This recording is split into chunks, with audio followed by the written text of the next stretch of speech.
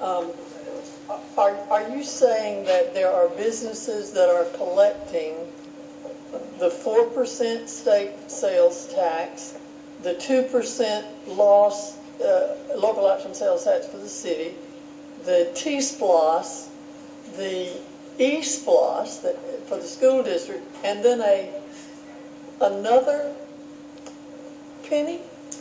I don't know the answer to that. My guess would be that they never changed their system, so they might not be collecting the T-SPLOS, they might still be collecting the SPLOS, or they might not be. Both of which were 1%, right? That's correct. So they're calling it SPLOS, perhaps. They're calling it SPLOS when it really ought to be T-SPLOS. So the T-SPLOS money is less than it should be, which goes into a different pot than the SPLOS money, right? That is a possibility, and again, without that data, I can't respond or contact the business or make any adjustments. That's Department of Revenue collects, enforces, and distributes all of the sales tax revenue. It is not handled locally. And you know, it just blows my mind.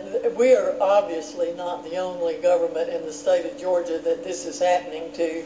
And it just blows my mind that the legislative delegations all over the state keep saying to the Department of Revenue, I know our folks do, we need to change this, we need to look at this, we need to clean this up. And the Revenue Department says, oh, well, you know, it's just hard to get your arms around when everybody else seems to be in the same boat that we are. Well, and Councilor, we know that it can be done because there's one city in the whole state of Georgia getting that information, and that's Atlanta. That's what I was thinking, probably Atlanta. Yeah. And that's because the legislation says that if it's a city with over, I believe it's 500,000 population, they'll give it to you. Well, maybe if they change the destination resort figures from 250,000 to 200,000, we can get them to change this one from 500 to 200,000. Councilor Allen. Thank you, Mayor. Councilor Thomas touched on it. I mean, this example is the poster child for what we've been requesting for over 10 years for our legislative delegation.